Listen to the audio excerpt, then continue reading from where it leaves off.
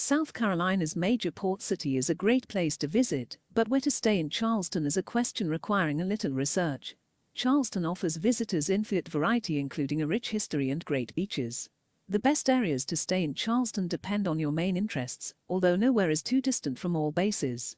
In this video, I'm going to walk you through Charleston on a virtual tour, pointing out interesting features and landmarks, and telling you about all of the characteristics of some of the city's most inviting and fascinating areas. I'll start with downtown. Few cities are more walkable than Charleston, which was an early settlement in colonial history. The area on a peninsula between the Cooper River and the Ashley River retains its colonial feel.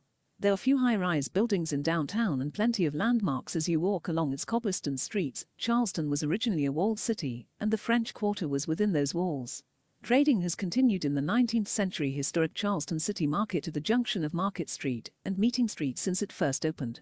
The Confederate Museum is here, as is the old Slave Mart Museum, where the auctions took place.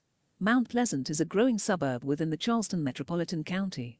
It links to the city over the Ravenel Bridge, where you will find Patriots Point, the Naval and Maritime Museum that is home to US Yorktown, the Second World War aircraft carrier. West Ashley is a largely residential district within Charleston, but having said that, you will find plenty of restaurants and bars. You will not lack for shopping, largely because of the local inhabitants. When you're looking for where to stay in Charleston, you are close enough to downtown and its history, yet in a quieter neighborhood. North Charleston is a major industrial center and also the location for its international airport. In the early days of the settlers, this was a plantation area for products like indigo and rice. Its expansion into a conurbation of size is very much a post-war development. Kiawah Island found fame 30 years ago when its newly designed golf course was chosen to host the 1991 Ryder Cup between the USA and Europe. It is remembered as the war on the shore, but there are happier golfing memories subsequently with two PGA championships, one of golf's 4 majors being held there, the second in May 2021. Seabrook Island is a barrier island to the southwest of Charleston. Less than 2,000 people live on Seabrook Island. While downtown is 25 miles away, that is not a prohibitive distance for those wanting to enjoy both locations. Sea breezes moderate its humid subtropical climate. At no time of the year is the weather truly unpleasant. Only around 2,500 people live in Folly Beach on Folly Island, but numbers are slowly growing. Downtown Charleston is only 11 miles away, so access from one to the other is easy.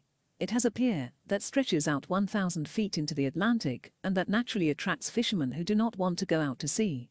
This barrier island on South Carolina's coast, Isle of Palms, is just 12 miles from downtown Charleston, yet in many ways it is light years away. It is an expensive place to stay, yet it attracts significant numbers to the lovely beaches, the majority on day trips of course. Charleston is a charming city, one of the prettiest that you will find anywhere in the USA. It is not too large and retains somewhat of a small town feel.